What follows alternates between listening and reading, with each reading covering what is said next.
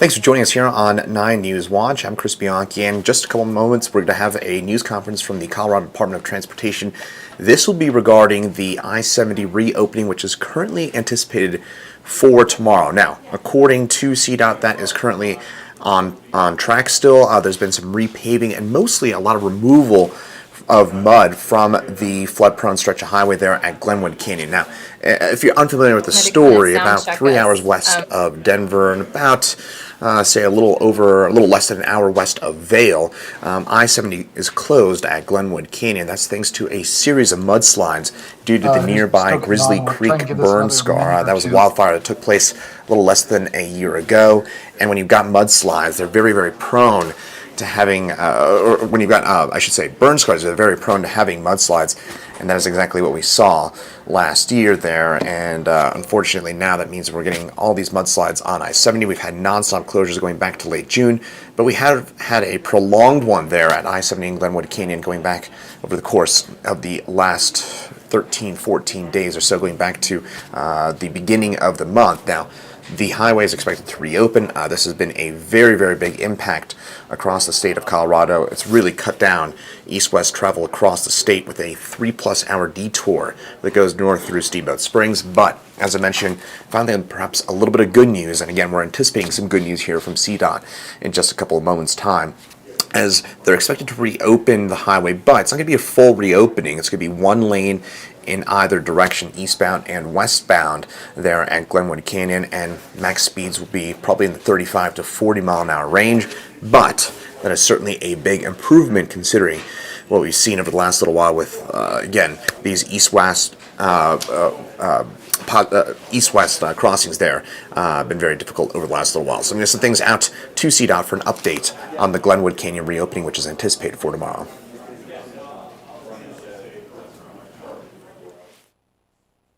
Okay, it looks like our number of participants is stabilized, so we'll go ahead and get started. Thanks, everybody. My name's Matt Enzio. I'm CDOT's Communications Director. Just a note, at the top, we have 3 presenters, starting with our Executive Director, Shoshana Liu. We will be able to take questions from the media after we've provided an update. If there are any local partners on the line with us today, would appreciate letting media get their questions through first. Just that's the primary purpose of this briefing, and we know we're running up on afternoon deadlines as well, and want to accommodate that. For any questions, please use the raise hand or the chat function. Most of us are familiar with those by now, and we'll keep track of those as we go. With that, I'll hand things over to our Executive Director, Shoshana Liu. Great. Thank you, Matt. And I want to start today's briefing with some thank yous at the end of a challenging week for everybody. First, thank you to all of you on the call for the continued attention that all of you are paying to this matter and to keeping the public updated in real time. To our neighbors and local partners, we know how hard this is, particularly for the communities on the West Slope, but really for large stretches of Colorado, and really tremendously appreciate everyone bearing with us as we get the situation resolved as quickly as possible. A big thanks to our team, for an incredible effort over the past couple of weeks, and you'll hear directly from the incident command team about the progress. But having seen it over the last few days relative to a week ago, it's nothing short of incredible how much has been accomplished in a short period of time. There's a long way to go, but a lot of progress to report on. And we are very much tracking the governor's goal of having it reopen on Saturday, and that's part of what you'll hear about today are the steps that have happened and continue to happen to make that a reality. I would reiterate before turning it over to our incident commander, Mike Goolsby, that when it reopens, it will be in a one lane configuration. So there's going to be reduced speeds and a need for people to drive with extra care on the roadway. And that will mean keeping your eyes focused, moving forward. And there's a lot to see on the sides, but we're going to need drivers to be attuned to driving safely and in an attentive manner. Keeping slow, sticking to the speed limit, which is going to be slower than usual, and just being sort of mindful of driving in a work zone, which is what this is going to be for the next few months.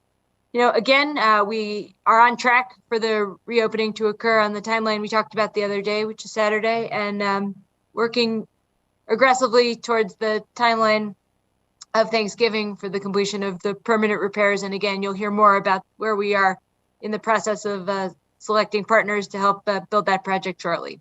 Matt, back to you. Thanks, Shoshana. I'll hand things over now to our incident commander, Mike Goolsby. Mike, go ahead. Thank you, Matt. Good afternoon, all. I'm going to keep my statement pretty brief and give you all the opportunity to hear from our Deputy Incident Commander and Deputy Chief Engineer Keith Stefanik. But a couple of things I'd like to point out is we've made major strides both on the engineering plan side this week and on the maintenance side to get the canyon ready to open. I've been really grateful to have the department's Deputy Chief Engineer with us in the Incident Command to work with our engineering team here based in Glenwood. And I know there's a lot of technical stuff and there's a lot of interesting things that are going on. So I'm going to turn this over to Keith. So I'm pleased to give you all Keith Stefanik, the Deputy Incident Commander and Deputy Chief Engineer for CDOT. So Matt, I'm going to stop there and let Keith take over. You bet. Thank you, Mike. Just to give everyone a little bit more information and background on exactly what occurred over the past few weeks out in the Glenwood Canyon. We encountered some of our most significant damage at milepost 123.5, which we call Blue Gulch. The events of July 30th and 31st really caused major damage to the infrastructure at that location. A lot of that infrastructure and that damage could not be seen visibly until we were able to get the debris, the material cleared from both of those lanes in order for our engineering inspection teams to take a look and see what that damage was. That occurred on Sunday. We were able to get teams in all this week. All of our inspections this week have shown that the remaining infrastructure in that location is structurally sound. It will, both the westbound deck and the eastbound embankment will support one lane in each direction. We ran through a lot of inspections and to back that up. Staff Bridge, our geotech group, FHWA, we all looked at it and we very confident that can meet those expectations for Saturday morning. So some of the work that has been occurring over the last few days, we've made tremendous progress on getting some super sacks filled on the north side of I-70 in order to provide temporary rockfall protection in that area. That was about 150 bags, 1.5 ton or 3,000 pounds per sack. So that was a great accomplishment, and that'll provide a layer of protection for the traveling public for any small to medium rocks that come down through that Blue Gulch area. We were also able to get some temporary pavement placed at westbound mile marker 123.5, temporary barrier, getting that ready for opening, as we alluded to, the governor's goal of Saturday afternoon. Down on the eastbound side at milepost 123.5, crews were able to reestablish the embankment of 100 linear foot section of roadway, get that up to grade with rock embankment, some class 6 aggregate base course, and then also about 8 inches of asphalt pavement. Our crews have just completed that asphalt pavement. We are now placing barrier down there in anticipation of tomorrow's opening. It was a tremendous amount of work accomplished by our CDOT maintenance crews and an emergency contractor that we put in. But again, we're not out of the clear. We have to get very good cooperation from Mother Nature and make sure she is not establishing more events that place material down on the viaduct. We also need to make sure that we can get an emergency contractor in here to do the repairs necessary to get 2 lanes open in each direction. We just had a job showing today with approximately a little over 10 contractors. Bids will be received next week with hopes of awarding a contract on Friday, August 20th, I believe that is, with the hopes of them starting on the 23rd. So our goal is to have those 2 lanes in each direction by Thanksgiving. So again, just like Director Liu said, we appreciate your patience while we work out there. Throughout the canyon, there will be daytime lane closures outside of 6 a.m.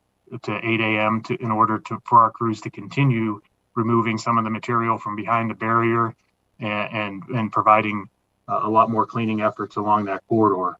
We find it very important to get a minimum 1 lane in each direction while we do that. So once again, successful week. We anticipate opening this up tomorrow afternoon to meet the governor's goal. And I would just like to thank everyone for their patience. CDOT will open this. We will open it safely. That is our number 1 goal. So with that, I'll turn it back over to Matt. Thanks, Keith. And I think Director Liu, we just have a closing thought or two from you before we get to questions. Sure. I would just end where I began by reminding everyone that safety needs to be our top priority as we move from a closure to a work zone. We really want to reiterate that motorists need to be mindful of driver behavior, anticipating that the speed limit will likely be 35 miles per hour. So prepare for slower traffic and be respectful of each other and respectful of the speed limit. As I said, we're also aware that this has been of great interest for, all of the obvious reasons to folks across the state. But seeing the damage and focusing on the damage instead of driving could create very dangerous conditions in the canyon. So, we really ask everyone to keep your eyes on the road and drive, with extraordinary care through this area. We'll also, to Keith's point, be bringing in a permanent contractor, quite soon, which means that this is going to be an active work zone with folks working on the road to get the road repaired to its permanent configuration as quickly as possible. But that also means that there's going to be, traffic closures that are part of a normal construction project, and all of the rules that normally apply when driving in a work zone. So please mind the cone zone, be respectful of other drivers and of the people working in the area to keep it safe and repaired to its permanent configuration. And with that, I will turn it back to Matt. Thanks. Thanks, Director Liu. Seeing a couple questions pop right away, and I know Marianne Goodland has had her virtual hand raised, so we'll start there. Go ahead, Marianne. And I'm going to also ask the question that Patty Nyberg from AP is asking. What time are we looking at for Saturday for the reopening?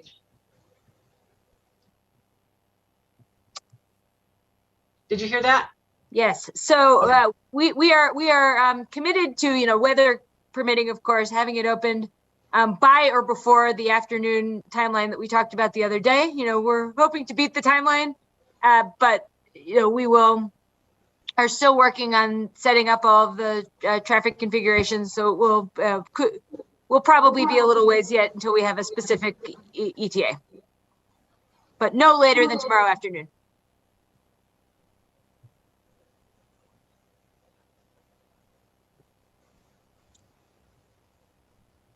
Okay, thanks. Seeing a couple questions load up in the chat. Rob Hagan, are you able to unmute and ask just so that we can get it onto the recording as well? Appreciate that. Yes, can you hear me? You're a little soft, so if you could speak up, that's great. Can you hear me now? Yes. Okay, yes, this is Rob Hagan with KREX5 News, Grand Junction. I was just wondering where the 11.6 million or the 10% of the emergency relief that was asked for, where that's been allocated and if it has been put to good use or if it's just purely reimbursement. Sure. So I can talk a little bit about the emergency relief requested from the U.S. Department of Transportation. So what was submitted earlier this week was what's called the letter of interest for our overall request for emergency relief under Title 23, the funding for the Federal Highway Administration. That's an estimate of everything from the immediate needs that we've been going through over the last couple of weeks to get the road clear and open, to the construction project that's going to have to happen to repair the damaged areas, to a permanent configuration, to a placeholder for some of the resiliency improvements that we're looking at over the longer term. Under the Federal Highway Program, up to 10% of the total request can be asked for as what's called quick release, meaning that it's available on a front-loaded basis. Some of that will pay for reimbursing all of the work that our maintenance forces and partners have done over the last couple of weeks to get the road clear. You know, things like removing the material from the roadway, the emergency contract that Keith mentioned to fill the hole on the lower deck at 123.5, things like that. And it will remain available for the work that has to happen over the weeks and months to come, you know, to get the road fixed. You know, the ongoing portion, we will be providing more detailed assessments to the federal government to refine those over time, pursuant to the way that this program works. And we're not yet able to draw down on those funds. All of the funding pursuant to Title 23 of the U.S. Code is reimbursable. That's the way federal highway funds work. So the way this works is we do it front loading the expenses and then apply to the federal government for reimbursement. Thank you, Executive Director Liu. Thanks, Rob. In the chat, I'm seeing Crystal 93. So if the person from that outlet could go ahead and read your question out loud so we can get it on the recording. Thanks.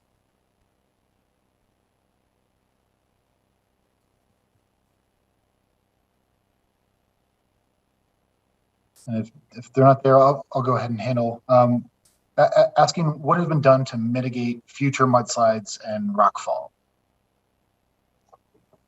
I can take that one, Matt. So our geohazard group, the CDOT geohazard group, has been out to examine some of the major slide areas. We have looked for any loose material if that needs to be mitigated. We really didn't find a whole lot of loose material and are pretty comfortable where the reaches stand right now. But I will tell you, we do live in the state of Colorado, which is at high risk for rockfall protection, especially or rock falling up through the Rocky Mountains. So definitely always need to keep that on mind when traveling any of the interstates, roadways, state highways throughout the Rocky Mountains. That there's always rockfall risk. But we will continue to look at this canyon. We're using a technology called LiDAR in order to map the canyon and compare that to the past history to see exactly how much damage was occurred over these events. So that is something that we will be taking a look at. We feel pretty confident right now that we've mitigated what we need to get the road open, but we will continue that assessment over the next several months to years. This was a very large event, a very high intensity event that we need to continue looking at the damage that has occurred from that event. Thanks, Keith. And we want to flag for everyone that Tracy Trullo just added a link to an updated media kit for those of you who are looking for some elements to put things together. We can send that out separately as well, but just wanted to flag that for you. Trying to track these in order. I believe next we have Jesse Paul with his hand raised. Jesse, go ahead. Hey, Matt. You guys mentioned that the road wouldn't be fully reopened until Thanksgiving and that the work wouldn't be done till then. I'm wondering if you can elaborate a little further on what that looks like and why the time frame is so long. I can take that one as well. So the work that needs to occur is a very extensive infrastructure loss and infrastructure reconstruction at milepost 123.5. Basically, we need to reconstruct portions of the westbound deck. We lost the inside barrier. We lost the strands the structural strands that go across the interstate and tie if you're familiar with the Glenwood Canyon, there's a 6-foot cantilever section for the westbound shoulder section. We completely lost all of that parapet and railing. So that section of westbound I-70 there needs to be partially reconstructed or fully reconstructed in that area. And in order to keep traffic open, we need to construct that or phase that in almost in a half. So imagine shifting. There's really not enough room to shift 2 lanes around at one time. So we have to build the south half with the traffic to the north, and then build the shift traffic to the newly constructed south side. and then build that north segment. We also need to do that on the eastbound, that 100-foot section. So not only did we lose the roadway, we lost probably almost 50 foot of the retaining wall that's adjacent to the Colorado River. So all of that infrastructure through that area needs to be reconstructed. Like Director Liu said, we will need to be doing we will have that permanent single lane closure at 123.5. And then we'll also need to do some overnight closures in order to allow the contractor more access to pour concrete, to do some forming, to do some safety critical work. So we are taking a look and trying to limit those closures as much as we can, but we definitely will need to do that. This was just an absolutely tremendous infrastructure loss at 123.5. So we definitely need to take a look at that and take the phasing into consideration. So that's where you'll see why it will take a few months. We're hoping to exceed expectations and have that done prior to Thanksgiving, but that's the target we have right now. And I would just add to that, just as you think about the geography, that the most severe damage is at milepost 123.5, and sort of the second most severe damage point is milepost 124.5. That's not anywhere near the whole balance of the canyon. Most of the area will be running pretty close to normal. There will basically just be a work zone as if you were doing a construction project, which is what will be occurring, in that general part of the canyon. But the rest of it will be running at a fairly normal configuration. Yeah, that's a great point, Director Liu. What I failed to add is at eastbound milepost 123.5, we'll have the lane closed there for that construction work. But that lane closure is also going to extend almost a mile to the east in order to encapsulate what Director Liu referred to as milepost 124.5. There's a section of the Colorado River that is adjacent to the bike path and eastbound I-70. The water levels are still high, and the debris flow in the river is still high, which keeps that water diverted over towards eastbound I-70. Our engineers were able to inspect it from what they could. We believe that the infrastructure is sound, but until we are able to get our eyes exactly what has occurred down adjacent to the river, we're going to keep one lane through that and push it to the north or the left lane through there. So we're going to extend that closure through there in order to get the I-70 open on the eastbound side, but also to continue our inspections in the future. So once that debris and water is cleared, we can fully assess that area. Keith, I see Tracy answered the question in the text box, but can you just address that quickly for folks listening? What is the question? And I'll just read it out, Keith, for you. The fairly normal configuration you referred to, is that still limited to one lane in each direction through the whole canyon or just in parts? Yeah, I touched a little bit on that. The main closures will be at 123.5, so one lane in each direction on their respective decks. So the top deck westbound, that'll be one lane. The bottom deck eastbound, that'll be one lane at 123.5. That closure will extend to that eastbound closure at 123.5 will extend out to 124.5. Those will be permanent closures for over the next several months. Then we will have periodic closures outside of the hours of 6 a.m. to 8 a.m. in order to do single lane closures to continue to clear material from behind the barriers, to continue to clean storm drain systems, to really try to reestablish the area adjacent and the topography adjacent to I-70 back to its pre-event conditions. But just to provide kind of a concise answer on that precise question, it's just in parts.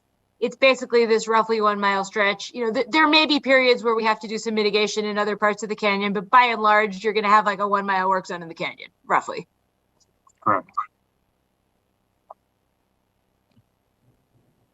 Thanks. Next, we have Spencer Wilson with his hand raised. Spencer, please go ahead. Yep. My signal's kind of weak, so if I have a problem getting heard, let me know. My question was going to focus on if there was a conversation about keeping this closed to help speed up the rebuilding effort, and if that discussion did happen, how did we end up where we ended up?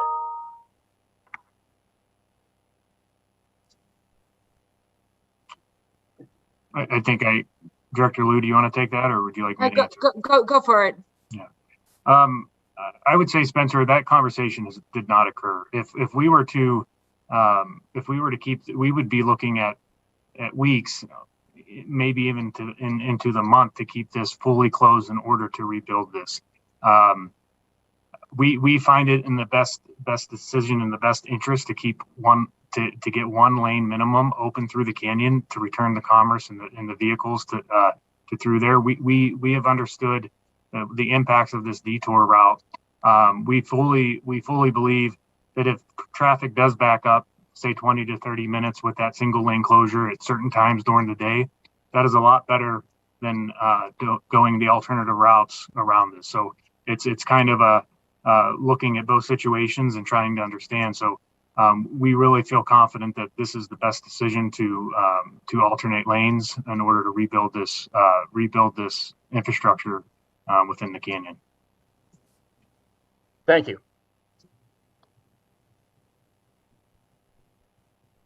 Thank you, Keith. Next, going through a number of questions coming in the chat. Ray Urku, I apologize if I'm mispronouncing. I think I had you next in line if you're able to unmute and ask your question.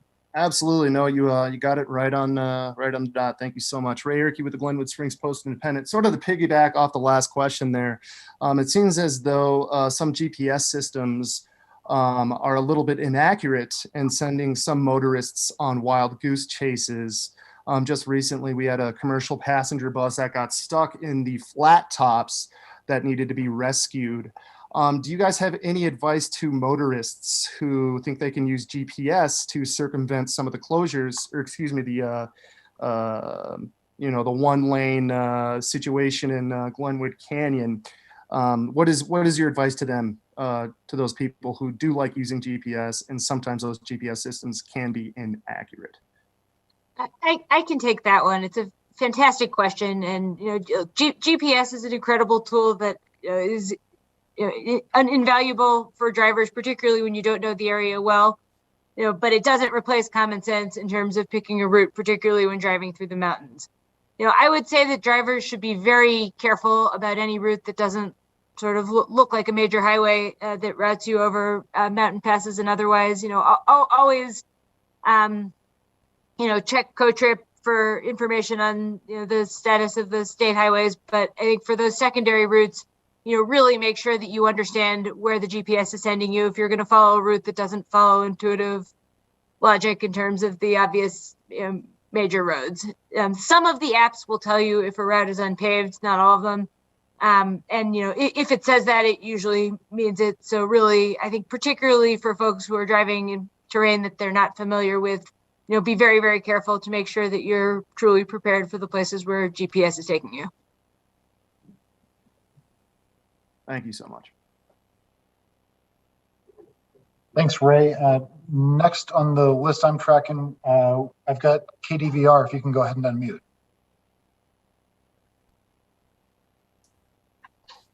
Yeah, sorry for the delay there. Jesse seemed to have asked and answered my question pretty well, with just the timeline for the second lane. I'm just curious, where does this kind of historically rank when it comes to like CDOT's hardest technical cleanups or projects? Hardest technical project cleanups or projects. I really can't speak to the history of CDOT on that one, but what I can speak to is this is one of the largest and single most intense storms that has occurred within the Glenwood Canyon in years. The destruction from this event has never been seen before in this canyon. Technically, we will get this fixed. This is something that is fixable. It's just going to take a little bit of time with the phasing component that we have to maintain traffic through here. We understand the scope is right now as we see it. Once we get our contractor in there and our engineers further uncovering material, we still haven't found the bike path at 123.5. So we're not sure exactly where it's located. We're missing a couple culverts at that location as well. So once our contractor gets in there and starts taking a look at that area, a lot more answers and a lot more known items will be found. That's exactly why we're estimating at Thanksgiving. What we don't want to say is we can get this accomplished in a month or month and a half. We want to make sure that we understand the scope, we get the right decision made, the right design made, and get this reconstructed through that corridor.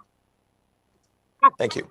Yeah, I would just add to that with respect to the question about sort of where this ranks, that the Forest Service is categorizing the rainfall and mudslide event that occurred as a 500-year event. You know, they've described having modeled the mudslide risk after the fires as a 100-year risk, and that what happened this season with the most intensive rainfalls was a 500-year event. So that just gives you a sense of perspective too.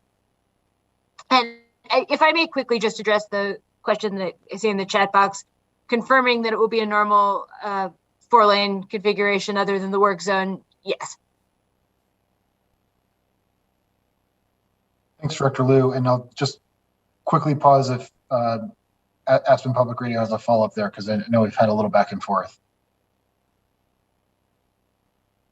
But seeing none, we've got a few hands raised. So get ourselves over to Jennifer Meckles. Jennifer, go ahead. Hi there. Can you hear me okay? Sound great. Great. This was addressed a little bit earlier, but just to be more specific, you know, Mother Nature may rain again. We talked about big rock slides, but are you guys concerned at all about just even some of the smaller rain events leading to more small base slides where we're going to go back and forth with the every couple of days a closure? Like, should drivers be anticipating that until the full completion of the project around Thanksgiving? And then the second part of that question is, I know this summer CDOT's been staging crews anytime we have flash flood, you know, warning watches in like various phases. Will that continue until the full completion of the project? Hey, Shoshana, do you want me to Yes, grab that one? Go for it, Mike.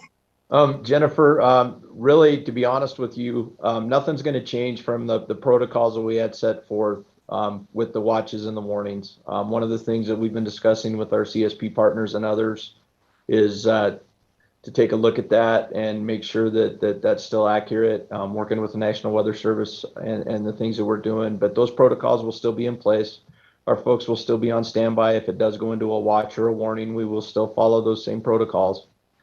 And again, until we get out of the monsoon season, if we get that event at the 1/4 inch or a 1/2 inch in that 15-minute period, there's still the possibility of those material slides coming down and impacting the roadways. I don't know that it's specific to any one location in the canyon. We had, during the last big event, we had 13 different locations that slid and put material on the road. So we will have to watch Mother Nature, and we'll have to watch the skies just like we have been, regardless of the situation and regardless of the construction that's ongoing at the 123.5. Did you get everything, or did I miss part of that? Yes, and you and I were the folks who spoke last time about that very protocol. So thank you. I just wanted to know if drivers should basically be thinking, just because we're going to see lanes open, some of the same things may still be touch and go. So. Yep, absolutely. Thanks, Jennifer, and thanks, Mike. Next on my list, I've got Nate Miner. Nate, please go ahead and unmute. Hey, yeah, Nate Miner, Colorado Public Radio. I want to ask Shoshana about the 2 stories that Channel 7 and Channel 9 published last night about Independence Pass. And really, I'm interested in why, if there was a reason that CDOT couldn't limit or close Independence Pass, short of what seems to be, deceiving the app companies, I guess my question is, why did it have to come to that? And the second question is, I'd just be interested in your reaction to that incident. Thank you. Sure. Thanks, Nate. And just to sort of touch on the context for this, last summer when we were facing the fires, there was a couple of days when there was very, very heavy and very dangerous traffic on Independence Pass, and there was a quite treacherous scenario where a lot of CMVs and a lot of vehicles that exceeded the size limit for Independence Pass were breaking the rules. In order to kind of, break a pattern that was becoming very problematic, CDOT for a short amount of time, closed Independence Pass and had it registered as closed on CoTrip, but allowed it to be used only by local travelers. So what happened in the event last week was that there was a bit of a miscommunication, candidly, that some of the team at CDOT tried to revert to a procedure that had been discussed last year, but the context was different and it wasn't the right solution for this year. So we did change it back quickly, but the reason why it happened in the first place was because of this procedure that had happened during a different situation that had some similarities but some differences last summer. Upon reopening it, CDOT actually implemented a range of new safety measures that have been working pretty well. At the Narrows and Independence Pass, there have been temporary traffic lights installed, and that's really helping to meter the traffic. We have checkpoints at both ends of the pass that are helping to make sure that we don't have vehicles that exceed the limits, sort of transgressing those rules and going into it. I believe that we've gotten even some outside support from the Guard on that matter. And, it's really helping to make sure that the traffic issues that in the past are not like what happened in that very challenging situation last year. So, I think just, there was a mistake by staff in how it was listed. And, again, we changed it quickly because that wasn't the right way to proceed, but it was not motivated by anything but the best of intentions and trying to replicate something that had been a solution in a different circumstance last year.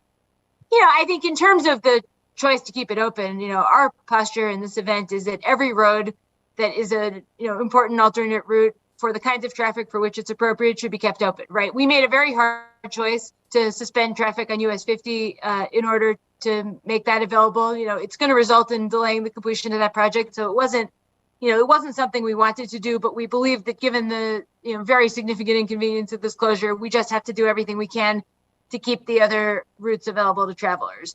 Independence is different than some of the others because of the size limits, but with these appropriate safety measures in place to keep the vehicles that shouldn't be in the pass out, and to help to manage one way in each direction in the Narrows, we're seeing it working and we're keeping a close eye on the situation.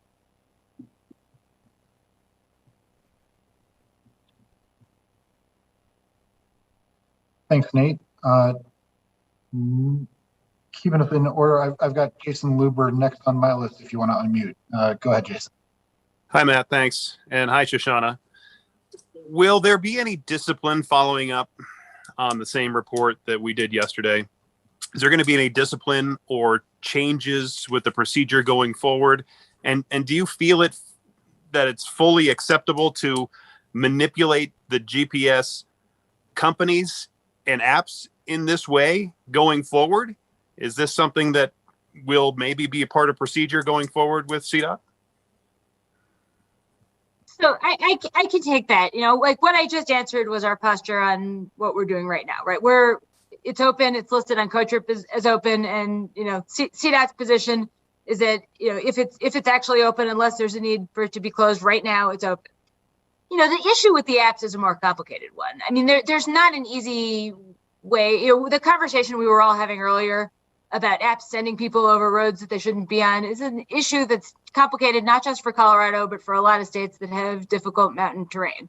I mean, there are apps that will send people without four-wheel drive over unpaved roads in very, very steep grades, and it's hard to there's not a great way to manage the fact that when that happens, it can put drivers in a dangerous situation. So again, I would say that nothing you saw there, I wouldn't have characterized it as lying to the GPS. I think it was, it was more a question about whether the policy that had been employed last year, which actually was to close it except for local traffic, was the appropriate policy for this year. So I think, I think it's that is more what happened. With all due respect, Shoshana, telling the public or GPS apps and tweeting out that there's a mudslide when there really isn't a mudslide is false reporting. This CoTrip at that time, I don't, and Matt, correct me if I'm incorrect here, but I don't believe that the CDOT CoTrip update said that there was a mudslide at that particular moment. There was a tweet that was sent out that Pitkin County then checked out and said that this was unverified, and Pitkin County which you can also address, then had to retract their tweets because they were retweeting what the operations center had sent out about a mudslide that happened on Independence Pass. And so then Pitkin County is caught in a situation where they're sending somebody up to just to find out if there's a mudslide, and there isn't. Look, I think that given what's been going on over the last 2 weeks, there's a lot of real-time information. It's not the first time that in a scenario where things are changing very rapidly, there's a moment of confusion. You know, it got corrected, and CDOT's posture is that the road is open and that the road needs to be listed as open when it's open. You know, what happened last year was that there was a decision to close the road with the exception, you know, that local traffic was allowed through even though it was closed. You know, they weren't like circumstances and it was corrected. You know, But we're not talking about last year. We're talking about this year and this week. I think that moving forward. Can you hear me? Yes, Shoshana, go ahead. Yeah, we're not talking about last year. We're talking about this year and this week. Right. I'm explaining that what happened was the result of some confusion between the scenario last year and the scenario this year. I'm not saying that it was the right decision. I changed it, and you know, as you read in yesterday's reporting, you know, that's not the position of CDOT right now. But you know, moving forward, the road is going to be listed as open when it's open, unless it has to be closed for certain periods of time for, you know, a specific situation. And did you hear from Pitkin County about what happened?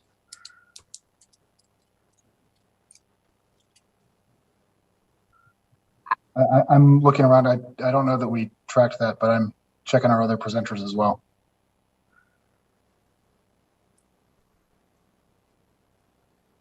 I don't believe we did, Matt. To be honest with you, I'm not sure that they reached out, at least to keep an eye.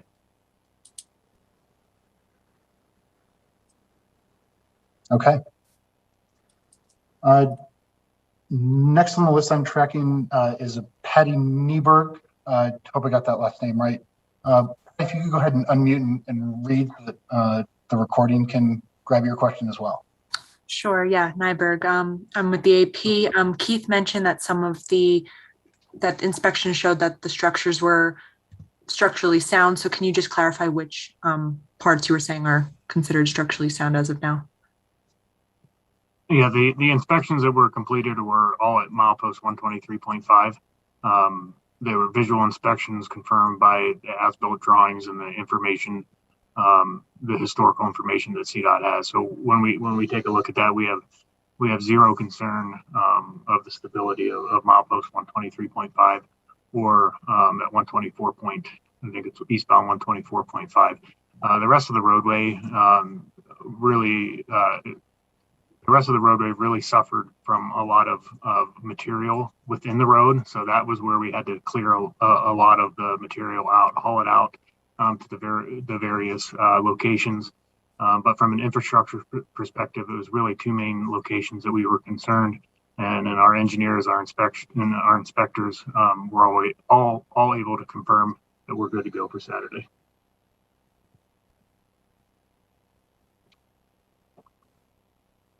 Thanks, Patty. Continuing to go through, Marianne, I had you as having your hand raised again, but I'm not seeing that anymore. I'm not sure if you had another follow-up or if it already got answered. Actually, I do. I was kind of curious about the bike path. Shoshana, I think, mentioned that it's still buried, and there was a question about whether it's even there anymore if it got taken out completely. Can you address that? I can take that one, Matt. Marianne, there's approximately 10 locations right now that the bike path has debris on it, or material as we're referring to it now. But that's a lower priority for us to get that cleaned off currently, just to try to get the traffic reestablished in the canyon. Keith referenced the 124.5. It's actually the 124.2 where our other concern is at the moment. And part of that is that portion of the bike path is underwater. There's 2 or 3 places right now where the bike path is submerged. And just to give you all a frame of reference, in the springtime when we have high water, the majority of the bike path from the Hanging Lake rest area, basically at the Shoshone Dam, down to the Shoshone power plant, from approximately the 123 to the 125, a majority of the bike path is underwater during high water. We have it closed on and off in the springtime. So it's a normal occurrence for us to not necessarily be able to see the bike path. The only thing that we're concerned with right now is the material flows that are in the river and the direction that the channel of the river is going currently in the 124.2 area. We can't get in there to inspect that quite yet, but the main damage to the bike path is, in a lot of places, is the railing, where it's up against the Colorado River. But for the most part, the bike path is still there. The 123.5, just due to the amount of material that's on top of it from that slide, we just haven't been able to dig down to it yet to give you a good answer on whether it still exists. Thank you. Thanks, Marianne. Next on my list, I've got Steve Stager. Steve, go ahead and unmute if you can. Matt, thank you. Question for Director Liu. I don't mean to belabor the point, but I do want to ask, a lot of people are reading this story, they're seeing this story about the alerts, and they're wondering, why should the public trust these alerts about closures in the future? And what does it say about the department that, in a sense, it seems that you didn't really tell the truth here about why the road was closed? I think there was absolutely, miscommunication about what was going on. I think what, as I said before, that the issue was less about not saying what was accurate information than about there being sort of two kinds of circumstances, and staff, again, without clearance, and it was a decision that was overruled, made the choice to revert to a protocol that was not the one that the department was employing.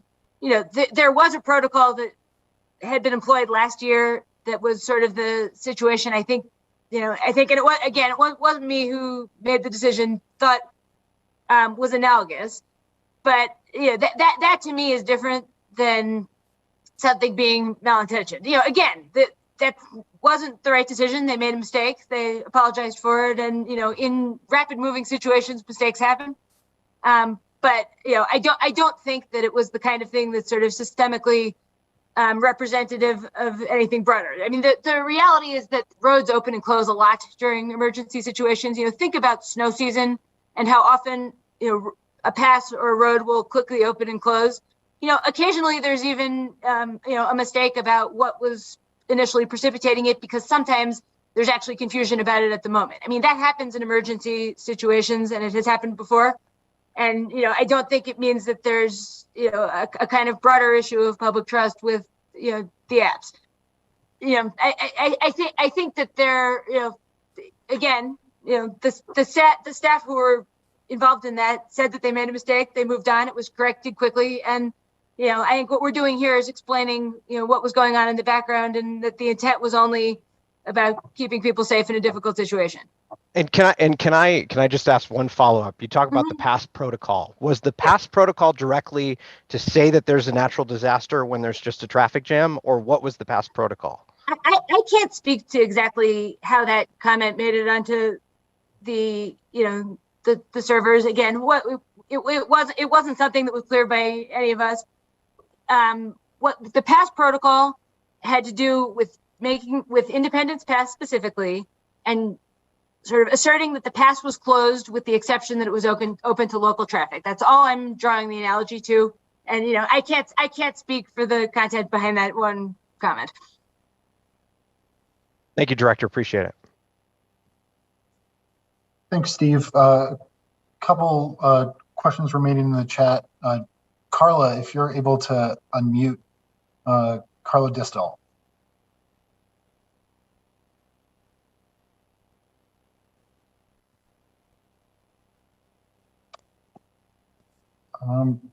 Not hearing you, so I'll just go ahead and read it to the group.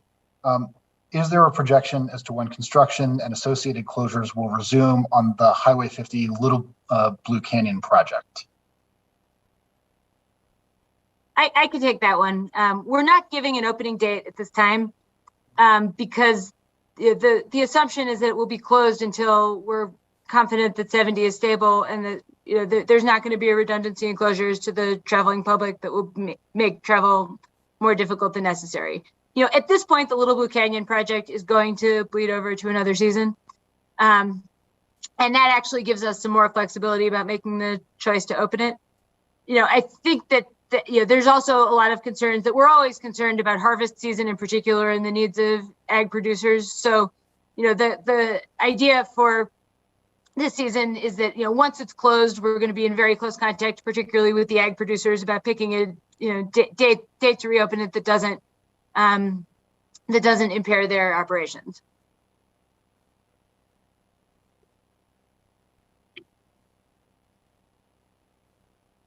Thanks, Director Liu. Saw a note from Katie and Kay, but I don't think they had a question there. And Jennifer Meckles, it looks like you had a follow-up if you want to go ahead.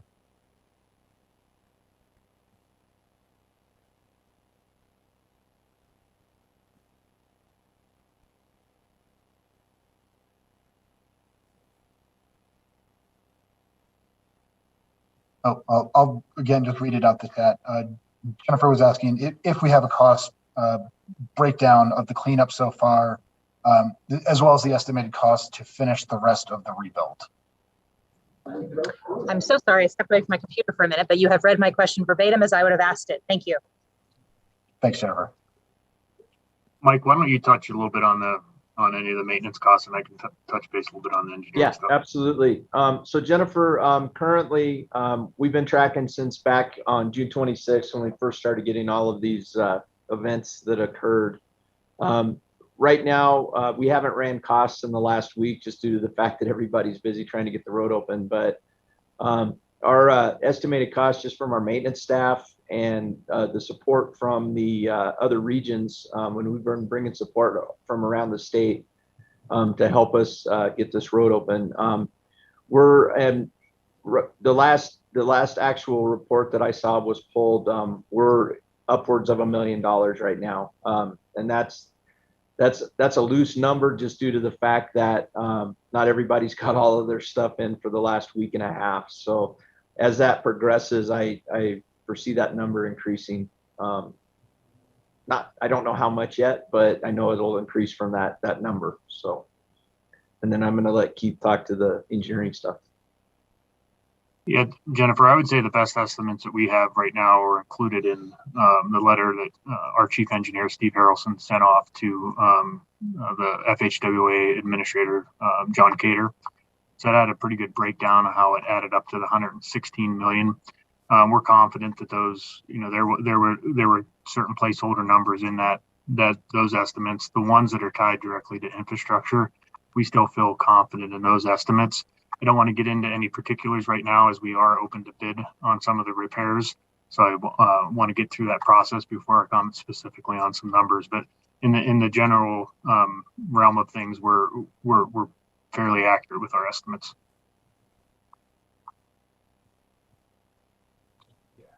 Thank you. Thanks all. I'm not seeing any additional hands raised or questions in the chat. And know that we're getting late in the afternoon and close to deadlines for folks. From the advisory, you should have contact information and through the rest of our communications for myself, Elise Thatcher, who remains the Incident Command PIO, Stacia Sellers, who is the deputy, and Casey Trulove, who is back joining us on a contract basis through this incident. So please reach out to any of the four of us if there are additional needs. And again, thank you all for joining us this afternoon.